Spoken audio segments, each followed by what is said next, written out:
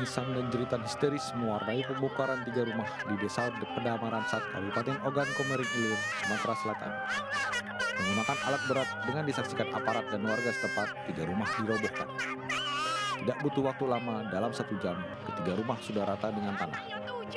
Aksi pembongkaran dilakukan penggugat Heriadi alias Cak Nur dan Zainuddin Bahri. Keduanya mengklaim tanah tersebut miliknya berdasarkan surat kepemilikan dan sudah memenangkan gugatan di pengadilan. Ketiga rumah itu sendiri milik tergugat Ateh, Darmayanti, dan Sangkut. Pemilik rumah mengaku tanah itu didapat dari tanah waris yang turun-temurun dari buyut mereka. Mereka juga mengklaim memiliki surat namun tidak diakui sehingga kalah di persidangan. Pemilik rumah menuding pihak penggugat memiliki banyak uang dan surat yang dimiliki penggugat diyakini juga baru dibuat. Apalagi rumah yang dibangun sejak tahun 2012 sebelumnya tidak ada yang menggugat. Meski tanah itu terus diurus dan diusahakan, namun sejak dibangun rumah barulah digugat. Padahal penggugat dan tergugat sendiri masih merupakan keluarga. Jadi dia tuh merajalela. Iya. Menggugat itu. Karena dia megang duit. Itu kalah di duit. Menggugat. Jadi dia tak bakalan galak ganti rugi. Malah minta rubuhkan dia. Puas dia. Padahal tanah gede boyot. Sama-sama. Tunggal. Pemilik rumah korban pembongkaran kini tengah menumpang di rumah keluarganya. Dari Ogan Komering Ilir, Sumatera Selatan.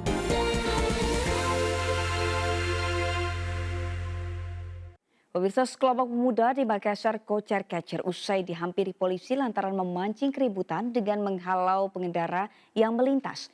2 remaja berhasil diringkus polisi usai terlibat kejar-kejaran.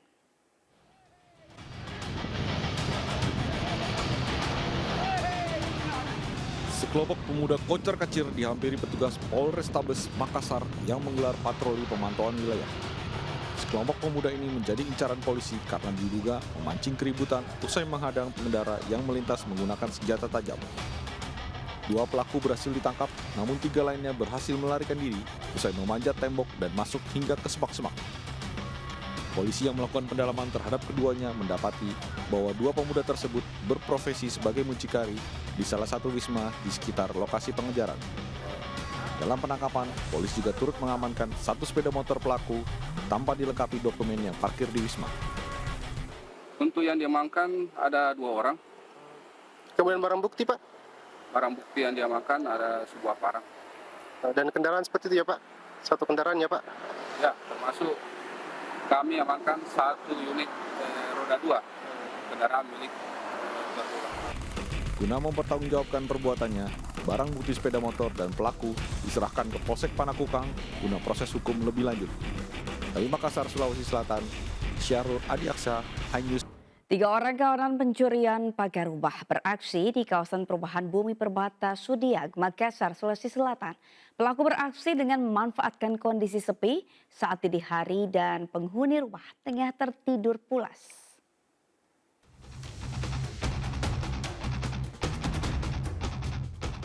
Dari rekaman CCTV yang viral terlihat 3 anggota kawanan pencuri pagar rumah datang dengan berboncengan sepeda motor. Aksi pencurian terjadi dini hari di perumahan Bumi Permata Sudiang, Biring Kanaya, Makassar, Sulawesi Selatan. Setelah memantau suasana perumahan yang sepi, pelaku kemudian menghampiri rumah 2 lantai incaran mereka. 1 rekan ikut membantu, 1 pelaku lainnya bersiap di motor. Setelah merasa aman, kedua pelaku kemudian menggasak pagar besi rumah sepanjang 3 meter lalu kabur dengan sepeda motor. Nah, parkir motor baru dia ke sana. Berapa orang Pak RT? 3 orang. Itu waktu diambil angkat itu sudah ada potong memang atau gimana itu Pak RT? Iya, sudah terpotongnya baru diangkat. Iya. Memang kok dari ukurannya itu besar di Pak RT. Iya. Dia bawa pakai apa itu Pak RT? Serasa pakai apa? Pakai gurinda kah apa? Nggak potong pakai gurunya ya Pak? Iya. Hingga kini korban belum melapor ke kepolisian dan memilih memviralkan rekaman CCTV. Warga berharap aparat kepolisian melakukan patroli rutin agar kasus pencurian pagar rumah warga tidak terulang lagi. Dari Makassar, Sulawesi Selatan, Wahyu Ruslan, iNews melaporkan. Pemirsa, sakit hati karena dipecat dan tidak digaji. 2 karyawan membobol rumah makan tempatnya bekerja di Kulon Progo, Yogyakarta. Sejumlah barang mulai dari AC hingga kursi raib digasak. Pelaku akhirnya dibekuk karena aksinya terekam CCTV.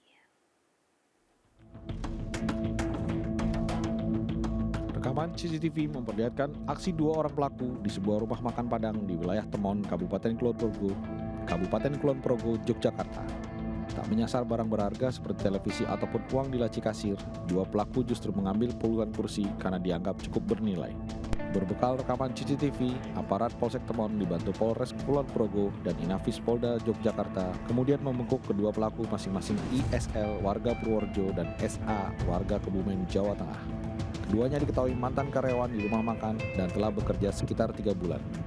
ISL mengaku sakit hati dengan perlakuan mantan bosnya karena pembayaran gaji yang ditunda-tunda sehingga dirinya kesulitan membayar cicilan sepeda motor. Mengaku dendam, ISL kemudian mengajak rekannya mengambil barang di rumah makan untuk dijual sebagai pengganti gaji yang belum dibayar untuk mencicil motor dan jalan-jalan bersama pacar. Artinya belum dicicil masih. Belum dibayar. Faktornya saya tadi pertama sakit hati, soalnya baru satu hari kerja belum ada, udah dikatain kasar. Kedua gajinya dicicil, sebelumnya belum ada persetujuan dari kedua belah pihak. Yang ketiga pas saya mau keluar, saya sebenarnya nggak dikeluarkan, tapi keluar karena gaji saya belum dilunasi dan saya keluar. 47 kursi serta 1 unit mobil Daihatsu Xenia yang digunakan oleh pelaku untuk mengangkut kursi. Adapun untuk modus operandi, pelaku masuk ke dalam rumah makan tersebut pada saat rumah makan tersebut sudah tutup. Atas perbuatannya, kedua pelaku dijerat pasal 363 KUHP tentang pencurian dengan ancaman hukuman 7 tahun penjara. Dari Kulon Progo, Yogyakarta. Pemirsa, belasan kendaraan mogok setelah mengisi BBM jenis Pertamax di salah satu SPBU di Kota Batam, Kepulauan Riau. Polisi yang mendapat laporan kejadian tersebut langsung melakukan pemeriksaan. Diduga BBM di dalam tangki bawah tanah tercampur air dari rembesan hujan.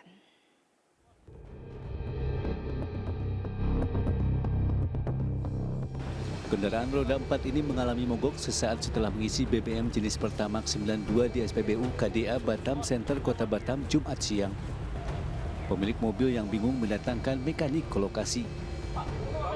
Saat diperiksa diketahui bahan bakar sudah bercampur air sehingga membuat mesin mati dan tidak bisa dihidupkan kembali. Kepolisian Polsek Batam Kota yang mendapat laporan kejadian tersebut langsung menuju ke TKP.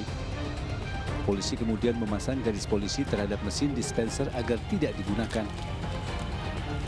Dari pemeriksaan diketahui tangki Pertamax di dalam tanah telah bercampur air. Penyebabnya diduga rembesan air hujan yang masuk ke dalam tangki. Ternyata dalam perjalanan mobilnya mogok.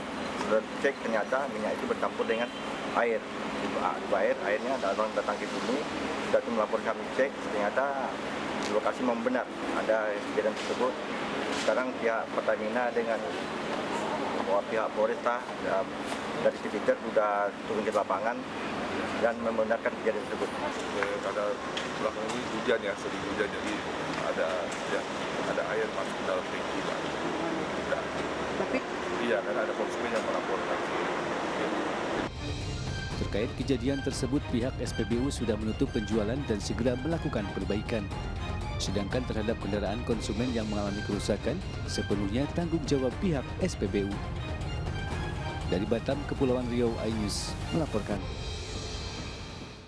Satuan Reserse Narkoba Polres Batubara meringkus seorang bapak pemasok narkotika jenis sabu kepada 3 orang bandar yang tidak lain adalah anak kandungnya sendiri. Kepada polisi, pelaku mengaku sengaja memperkerjakan anak kandungnya sebagai bandar sabu karena tidak memiliki pekerjaan.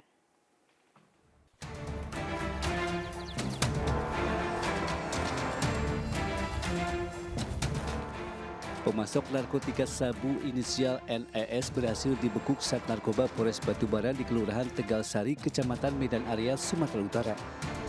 Dalam penangkapannya, NES yang merupakan ayah kandung sekaligus pemasok narkotika sabu kepada ketiga putranya yakni RYS, AHS, dan RH. Dari tangan tersangka NES, polisi menyita barang bukti narkotika sabu sebanyak 20,5 gram yang dikemas dalam plastik klip transparan. Kepada polisi, tersangka mengaku sengaja memberikan narkotika sabu kepada ketiga putranya untuk dijual dengan sistem setoran. Dari penjualan tersebut, sang ayah mendapat keuntungan sebanyak Rp100.000 per gramnya. Dirinya juga mengaku sengaja memperkerjakan ketiga putranya karena merasa kasihan melihat mereka tidak memiliki pekerjaan alias pengangguran. Kapolres Batubara AKBP Taufik Hidayat Tayyib mengatakan tersangka NES merupakan residivis tindak pidana narkotika beberapa tahun lalu. Melibatkan anak-anak kandung sendiri, Pak. Ya, mereka sudah memakai juga, Bang. Oh, pakai juga. Tujuannya tuh apa nih tujuannya? Uangnya tuh apa itu tujuannya? Bengkel Bengkel apa tuh? kereta. Oh, siapa yang montir kereta di sini? Ternyata barang bukti yang mereka terima ini ada dapat daripada bapaknya di Medan. Kemudian dikembangkan dan tertangkaplah bapaknya yang sebagai bandarnya, bandar narkoba itu. Kini keempat tersangka satu keluarga sudah diamankan di Mapolres Batubara guna menjalani pemeriksaan lebih lanjut.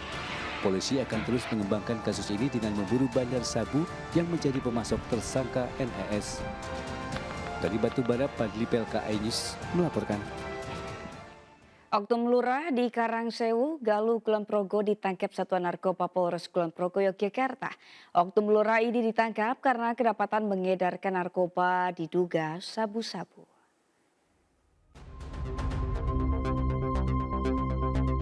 Oknum Lurah DYC ini diringkus jajaran Satres Narkoba Polres Kulon Progo di rumahnya di Hargomulyo, Pananewon, Kokap, Kulon Progo. Penangkapan ini merupakan hasil pengembangan polisi yang sebelumnya telah menangkap DP atas kepemilikan narkoba. Dari keterangan DP, polisi melakukan penyelidikan dan mengarah pada nama DYC. Kasih Humas Polres Kulon Progo AKP Triatmi Noviartuti menyebut telah menyita sejumlah barang bukti diantaranya serbuk diduga sabu seberat 0,3 gram, handphone dan sepeda motor. Kalau statusnya sudah ditetapkan sebagai tersangka. Enggak, maksudnya pekerjaannya sebagai Pekerjaannya salah satu perangkat desa di Kulon Progo. kalau jumlah berapa gram itu untuk sabu-sabunya, Ibu? Untuk sabu-sabu yang tersangka DP ini 0,3 gram. Kepala Urusan Umum dan Perencanaan Kelurahan Hargomulyo, Pranata Laksana mengaku prihatin dengan ditangkapnya Lurah DYC. Pihaknya menyerahkan sepenuhnya kasus ini kepada kepolisian. Jika sudah ada keputusan hukum, pihaknya akan berkoordinasi dengan OPD untuk kekosongan jabatan. Dari Kabupaten Kulon Progo, Yogyakarta, Budi Utomo, iNews melaporkan. Ratusan pengemudi truk beramai-ramai menggeruduk kantor Dinas Perhubungan Kota Bekasi, Jawa Barat pada Jumat sore. Aksi para sopir truk tersebut menyusul viral rekaman amatir pungutan liar di Jalan Protokol Kota Bekasi yang dilakukan oknum petugas Dinas Perhubungan.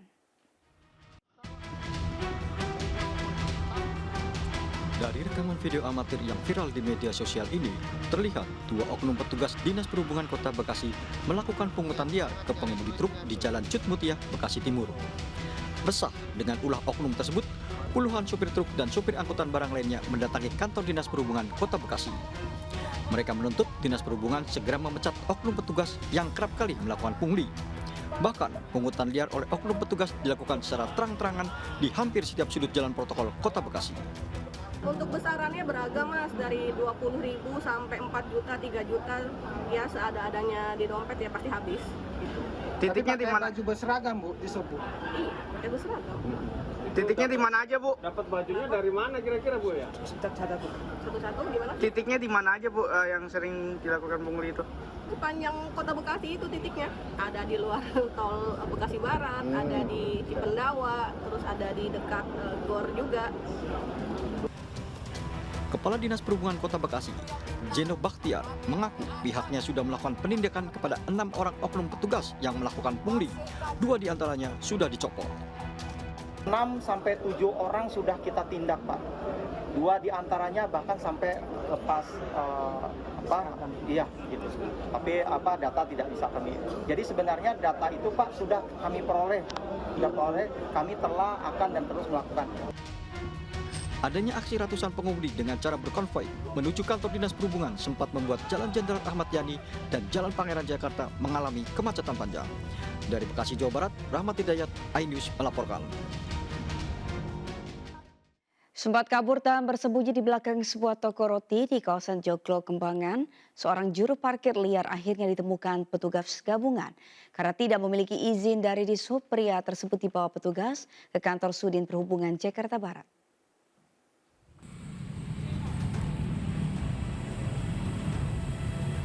Salah seorang juru parkir liar kabur dan bersembunyi di belakang sebuah toko roti saat menghindari razia juru parkir liar yang digelar petugas gabungan dari Sudin Perhubungan, Satpol PP dan anggota TNI Polri di kawasan Joglo Kembangan, Jakarta Barat.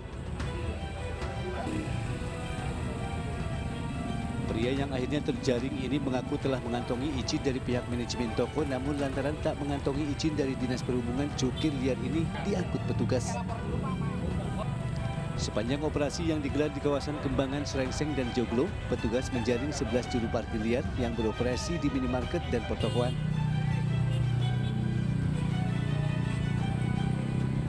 Lokasi kita Kembangan, Srengseng hingga ke Joglo. Saat ini ada 11 juru parkir yang sudah kita tertibkan dan kita amankan, kita bawa ke Sudin Jakarta Barat. Sanksi apa sih yang diberikan?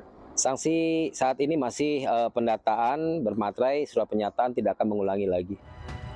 Para jukir liar yang terjaring kemudian dibawa ke kantor Sudin Perhubungan Jakarta Barat di kawasan Rawabuaya.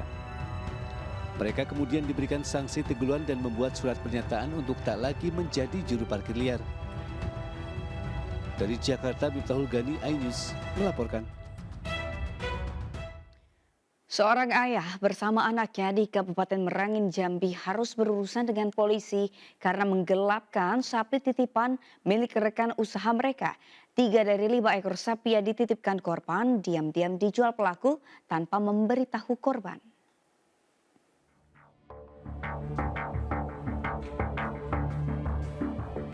Agus, pemuda 26 tahun ini diamankan polisi karena kasus penggelapan hewan ternak sapi. Bersamanya, polisi turut mengamankan 3 ekor sapi yang digelapkan pelaku. Kasus berawal saat korban menjalin usaha dengan pelaku dan ayahnya. Korban menitipkan 5 ekor sapi untuk dipelihara dan dijual sebagai ternak kurban dengan perjanjian bagi hasil. Namun, diam-diam sebanyak 3 dari 5 ekor sapi tersebut dijual pelaku tanpa sepengetahuan pemiliknya. Merasa ditipu, korban kemudian melapor ke Polres Merangin. Seseorang yang bernama Suparmin 5 bulan yang lalu untuk dirawat dengan perjanjian bagi hasil. Namun oleh Suparmin sekitar 2 minggu yang lalu sapi tersebut dijual kepada seseorang yang berinisial D. Pada saat Suparmin melakukan penjualan sapi tersebut bersama-sama dengan anaknya yang bernama Agus. Akibat perbuatannya, Agus telah ditetapkan sebagai tersangka dengan ancaman 4 tahun penjara. Sementara ayah Agus bernama Suparmin saat ini dalam pengejaran pihak berwajib. Dari Kabupaten Merangin, Jambi, Sarfandi, iNews melaporkan. Pemirsa, karena tidak adanya akses jembatan atau dermaga khusus, puluhan sapi yang dikirim dari kepulauan di Kabupaten Sumedap, Jawa Timur diturunkan di tengah laut. Sapi-sapi tersebut dipaksa berenang untuk menuju daratan. Sementara di Makassar, Sulawesi Selatan, seekor sapi yang akan dijadikan hewan kurban mengamuk dan menyeruduk 2 orang warga.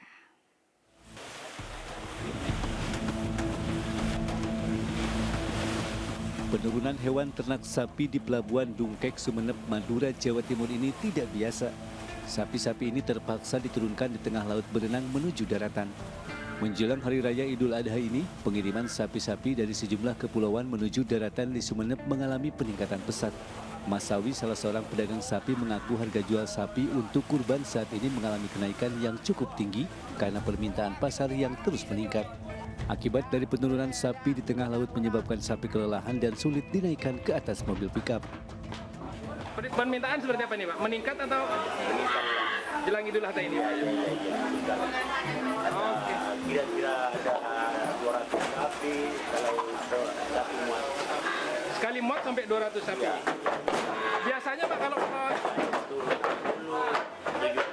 sekarang 200.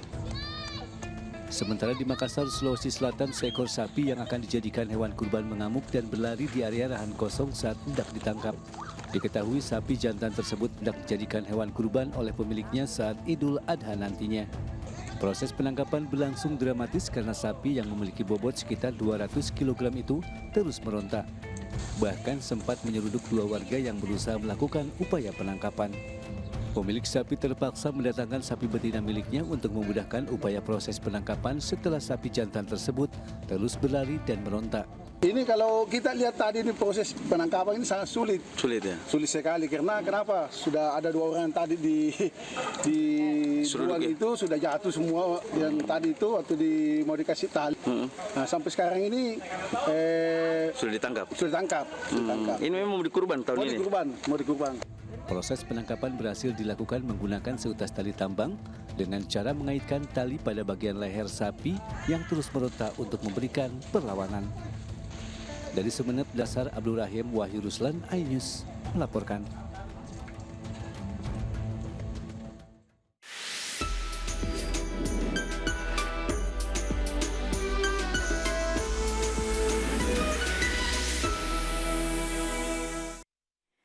Pemirsa, jemaah calon haji asal Indonesia sejak Jumat pagi mulai berdatangan ke Arafah untuk melaksanakan wukuf. Para jemaah langsung menempati tenda-tenda yang telah tersedia, sementara 300 jemaah lansia non-mandiri dan jemaah disabilitas akan melakukan safari wukuf pada Sabtu siang.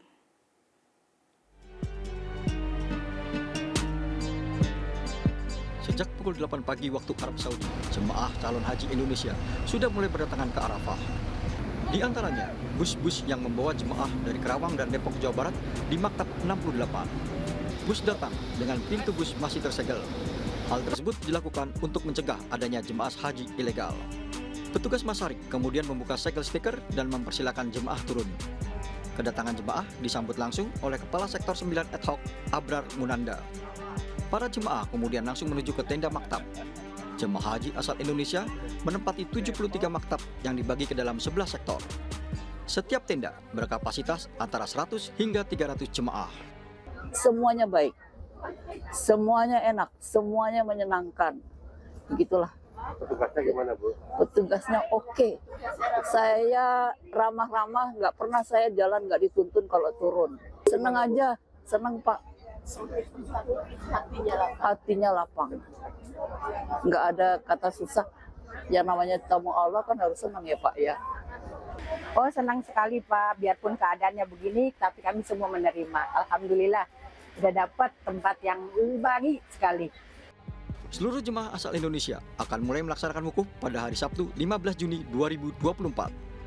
Sedangkan bagi 300 jemaah haji lansia non-mandiri dan disabilitas akan diberangkatkan dari hotel transit pada hari Sabtu siang untuk melaksanakan safari wukuf di Arafah. Dari Makkah, Arab Saudi, Suhud Nur Fadli, iNews melaporkan. Pemirsa, jelang puncak haji, jemaah haji sudah berkumpul di Mina, Arab Saudi. Pihak berwenang Saudi memperkirakan jumlah jemaah haji tahun ini akan melebihi 2 juta orang.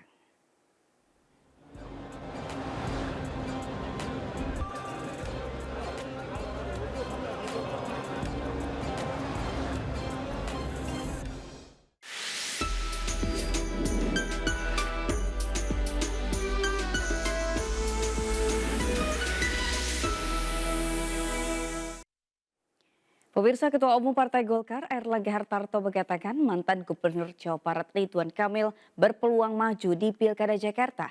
Namun Airlangga mengaku masih menunggu hasil survei terkait pencalonan RK sebagai Gubernur Jakarta. Nama Ridwan Kamil juga disebut Ketua Umum PAN Zulkifli Hasan bakal maju di Pilkada Jakarta 2024.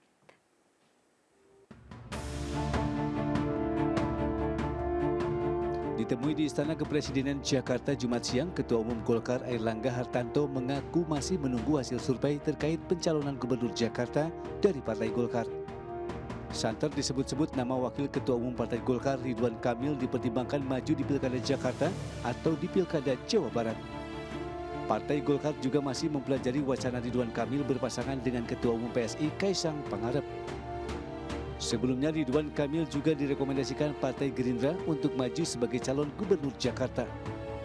Pilkada Jabar gimana jadinya Pak?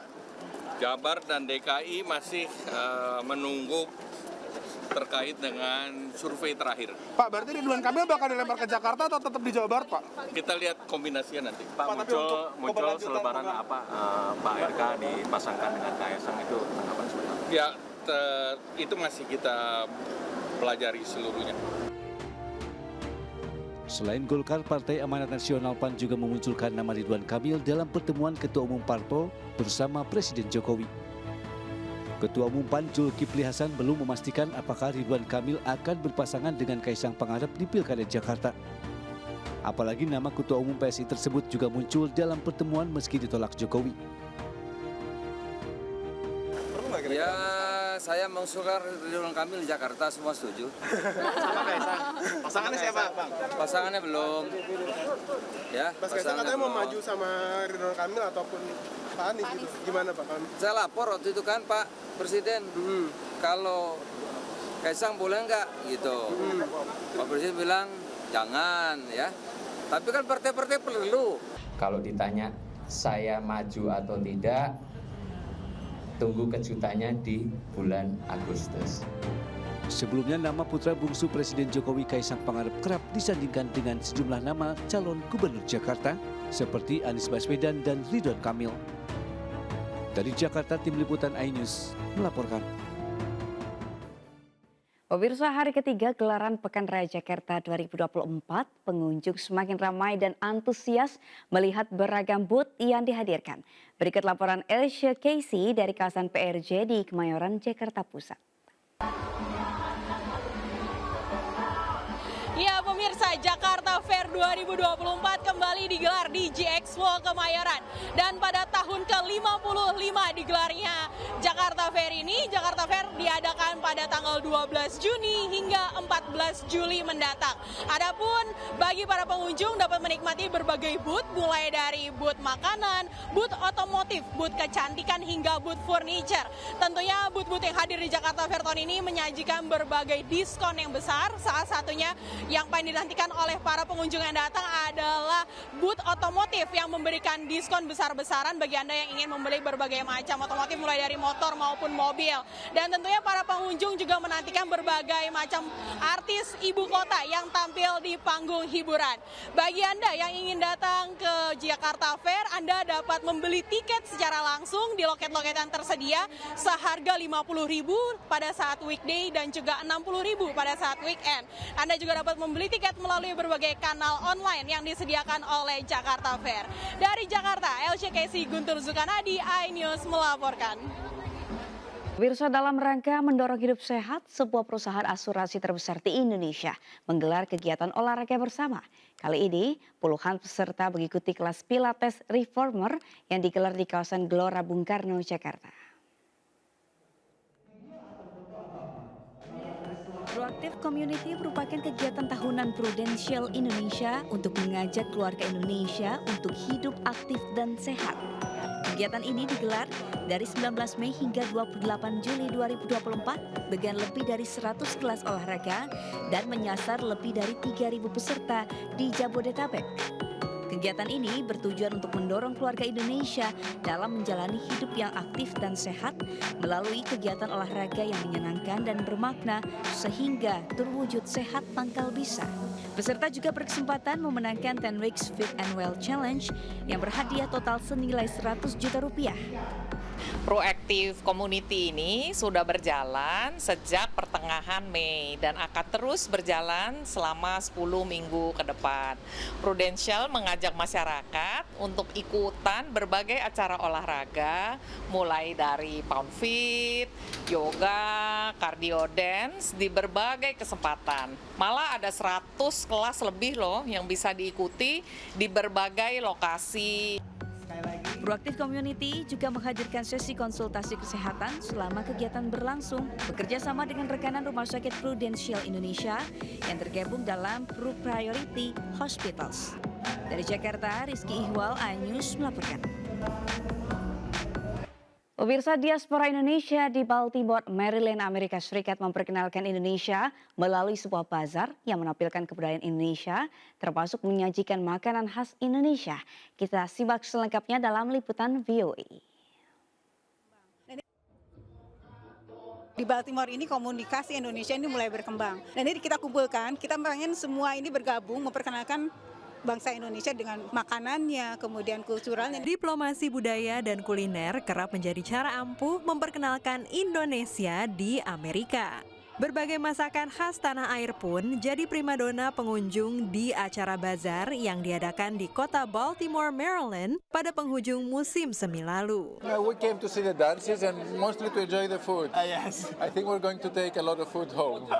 Digagas oleh Sri Kandi Baltimore, organisasi nirlaba yang menghimpun perempuan diaspora Indonesia di wilayah pantai timur AS, sekaligus merayakan ulang tahun pertama organisasi ini. Seperti dijelaskan Truli Siahaan dan Leli Marlina Kuncoro. Gunanya itu untuk memberdayakan wanita, terutama kita sebagai imigran. Kita akan berbagi share information about things that is surrounding us, terutama bagaimana sih kita memulai satu bisnis ataupun bagaimana kita mengembangkan bisnis ataupun mungkin secara mengembangkan diri ya, to empower the woman. Kemudian kita juga akan membuat webinar lain tentang investasi, tentang mental health, semua kita cover. Jadi berbagai pertunjukan dan kompetisi seni juga memeriahkan acara yang diadakan di Kota Padat yang menjadi pelabuhan penting negara bagian Maryland. Lomba peragaan busana buat anak-anak ya sama teenager.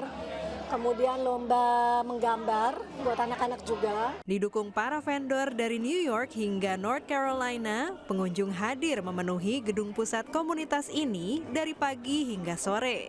Salah satu vendor adalah Woodwork by Parto yang menjual berbagai produk kayu buatan Indradi Partowardoyo dari Silver Spring, Maryland. Udah berapa lama nih? Saya semenjak saya pensiun dari KPNI. Oh, hobi saya. Oh, sih. Jadi termasuk itu apa? Teken. Oh, wow, lihat ya guys. Bagus banget. Wow. Selain memperkenalkan Indonesia, acara ini juga berhasil memberdayakan potensi perempuan diaspora Indonesia yang tergabung dalam Sri Kandi Baltimore. Dari Baltimore, Maryland, tim VOA.